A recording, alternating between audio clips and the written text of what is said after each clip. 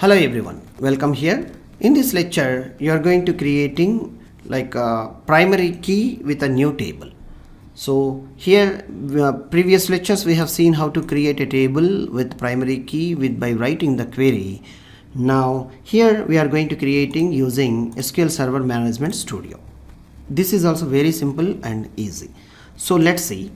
Come to here once you are logged in successfully in your SQL management system. So here on web app is my database. Here it is in a tables. On right click of the table and create like a new table. Select for right click on the tables object. Select new table. So here you will be seen like column name, data type, allow nulls. So now simply ID, data type is int, and allow nulls if you want you can, or else you can remove the tick also. And students if you take it as name, and n varchar, the data type it is n varchar 50, and name email n varchar 50, and what is the other one? So mobile we can take like either number or n varchar also we can put, and is registered or whatever it. If you want to like status of record, status, status of the record, you may take a bit also, bit data type, either 0 or 1 you will get here. Okay, and see, first letter I am taking as a capital, and rest of the letters I am making small letters.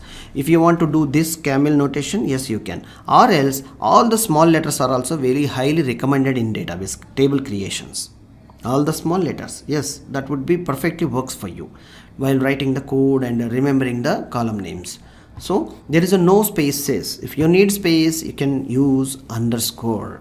So once you prepared all the column names and defining the data types and putting as an required of these things like hello null or not. So once it is done, what you need to do here in this particular area of query, right click on the table name which we have created new, save table 1. So enter in your like a name for the table. So I am putting student, student as my table name. If you want more, underscore details, details, student details. Click on OK to save the table. That's it. So let's see, reload the page. Now if you expand this, you will see the student details table. So if you want to set as a primary key, how simple it is. Let's see how simple it is. On ID, you just right click over here. In this area, the arrow is showing no, be left to the ID.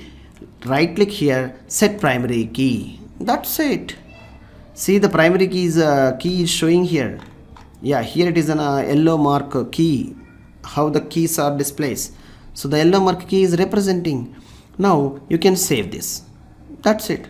Your table is saved successfully. Your table is saved successfully. How beauty it is. So in this way you can easily set for primary keys. Also we are going to discussing in the next lecture to setting foreign key.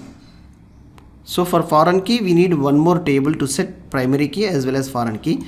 For this table we have already setting for primary key. For this table how to set like a foreign key by creating one more table, I'll show you in the next lecture. See you there. Thank you.